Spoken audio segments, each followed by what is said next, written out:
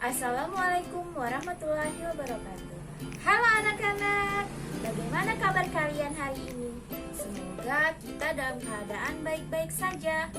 Sesuai janji minggu lalu, hari ini kita akan membahas satu persatu tentang jenis kerajinan tekstil serta bagaimana proses dan produksi kerajinan tekstil.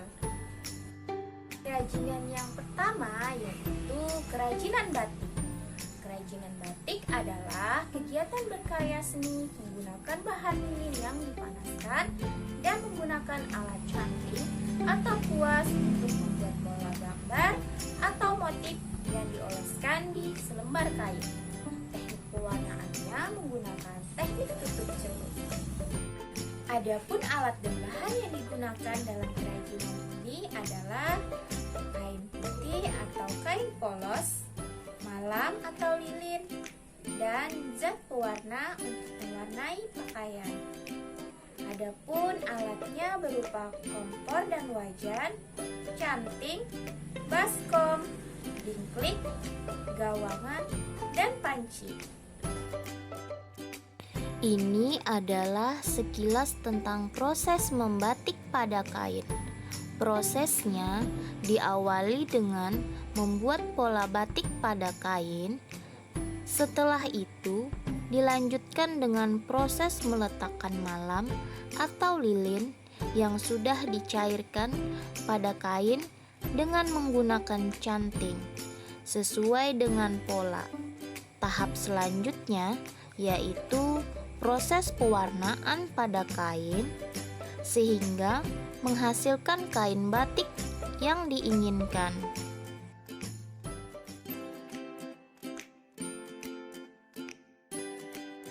Ini adalah beberapa contoh dari kerajinan batik. Yang pertama ada tas, patung hias, dan sendal. Kerajinan yang kedua, kerajinan sulam. Sulam adalah hiasan yang dibuat di atas kain atau bahan-bahan lain dengan menggunakan jarum jahit dan benang.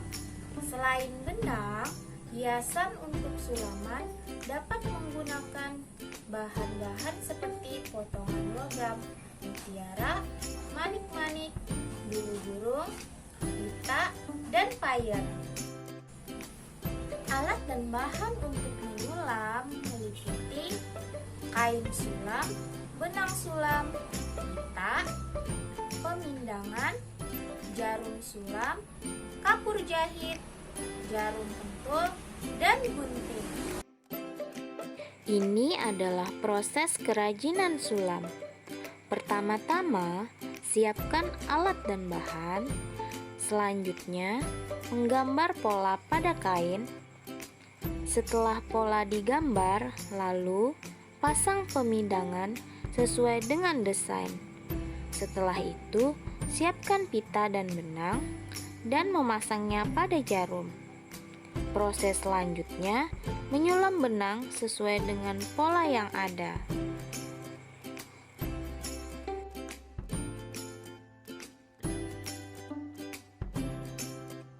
Ini adalah beberapa contoh dari kerajinan sulam. Misalnya saja seperti tas, bantal kursi, dan tempat tisu. Kerajinan yang ketiga adalah kerajinan tapestri. Kerajinan tapestri termasuk salah satu kerajinan kain yang pembuatannya dengan cara ditenun. Pada pembuatannya, kerajinan ini menggunakan dua buah benang yang saling bersilangan. Alat dan bahan pembuatan tapestri adalah yang pertama, benang wungsi, benang pakan, spandram, sumpit, dan sisir. Ini adalah proses dari kerajinan tapestri. Prosesnya bisa kita lihat mulai dari melilitkan salah satu benang wol pada triplek, menyiapkan benang dengan warna yang berbeda, sampai ke proses menjahit atau memasukkan setiap benang yang sudah dililit.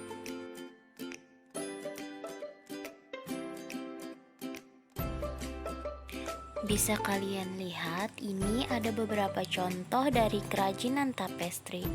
Misalnya saja seperti hiasan dinding, topi, dan sapu tangan. Yang keempat, kerajinan jahit perca. Kerajinan jahit perca adalah salah satu kerajinan kain sisa-sisa potongan yang tidak digunakan lagi setelah selesai pembuatan karya tekstil. Nah, ternyata kain bekas sisa ini bisa dijadikan sebuah kerajinan yang unik dan mudah dibuat. Alat dan bahan dalam pembuatan jahit perca adalah kain perca, kertas karbon, benang, mesin jahit, dan jarum jahit. Ini adalah proses dari kerajinan jahit perca. Proses yang pertama yaitu menggunting kain perca sesuai ukuran. Setelah itu, kain dilipat kecil-kecil lalu dijahit sesuai dengan ukuran dan bentuk. Proses terakhir, kain yang sudah dijahit atau dilem digabungkan membentuk model yang kita inginkan.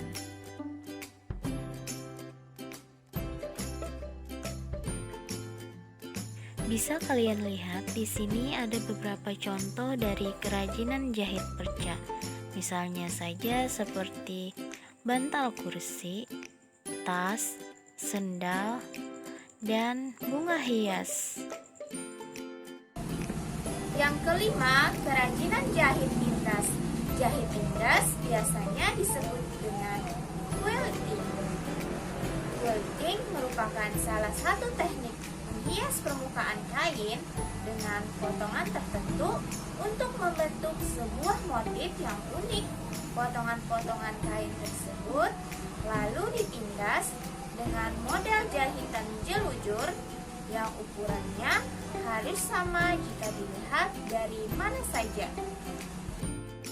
Alat dan bahan dalam jahit tindas adalah kain, dakron, kertas pola, mesin jahit, jarum jahit, pendeda, peniti, dan gunting.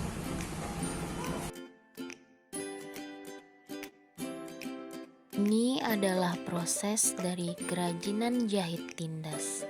Teknik yang digunakan dalam jahit tindas adalah teknik trapunto quilting, yaitu dengan menggunakan tangan, menggunakan tusuk hias seperti tusuk hias tikan, tusuk hias peston, dan lainnya. Fungsi dari teknik hias pengisian ini adalah agar motif-motif atau desain hiasan yang dibuat yang terdapat pada permukaan kain nampak lebih menonjol. Ini adalah beberapa contoh dari kerajinan jahit tindas. Misalnya saja seperti selimut, tas, dan ambal. Yang keenam, kerajinan tenun. Kerajinan tenun adalah teknik membuat kain dengan cara tradisional yang masih manual menggunakan tangan manusia dan kayu sebagai alat bantu. Alat dan bahan dalam menenun adalah yang pertama gedok dan yang kedua adalah benang tenun. Ini adalah proses dalam kerajinan tenun. Proses pertama yaitu mengkelos benang ke dalam sebuah pelenting. Proses kedua yaitu proses menentukan ragam hias serta panjang dan lebar kain. Selanjutnya, menyusun benang lunsing dan benang pakan ke dalam sisir alat tenun dengan memasukkan tiap helai benang di celah-celah serat dengan alat penyuntik sesuai dengan yang telah ditentukan. Proses terakhir yaitu benang yang telah melewati tahap-tahap sebelumnya kemudian digulung. Setelah itu dapat dilakukan proses penenunan untuk menghasilkan sebuah kain. Nah, ini adalah beberapa contoh dari kerajinan tenun. Misalnya saja seperti tas tenun, kain songket, dompet, dan selendang. Yang ketujuh, kerajinan makrem. Kerajinan makrem adalah seni kerajinan simpul menyimpul dengan menggunakan untaian benang dari awal sampai akhir sehingga menjadi sebuah kerajinan. Dengan membuat berbagai simpul pada untaian benang sehingga terbentuk aneka jumbai dan rumbai. Alat dan bahan dalam pembuatan makrem meliputi tali katun, manik-manik, rantai, gunting, tang lancip, selotip, dan meteran. Ini adalah proses dalam kerajinan makrem. Dalam proses pembuatan makrem dikenal ada teknik dasar. Teknik dasar ini merupakan simpul yang mudah dilakukan untuk setiap karya makrem. Saat menentukan tali pada alat pembuatan makrem dikenal ada beberapa simpul dasar. Di antaranya adalah simpul jangkar, simpul pangkal, simpul baling-baling, dan simpul tiang.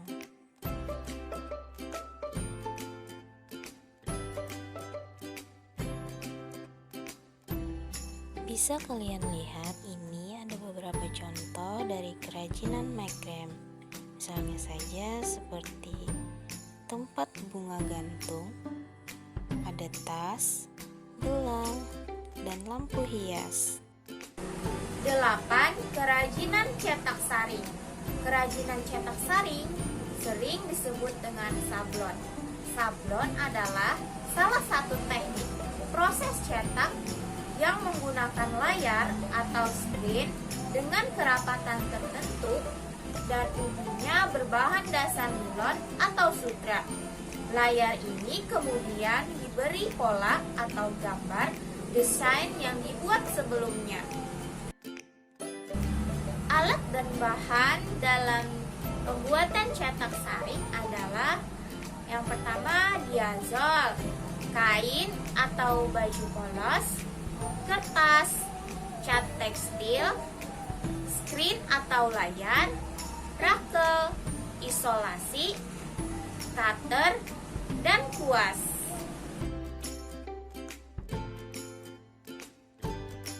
Ini adalah proses dalam kerajinan cetak saring.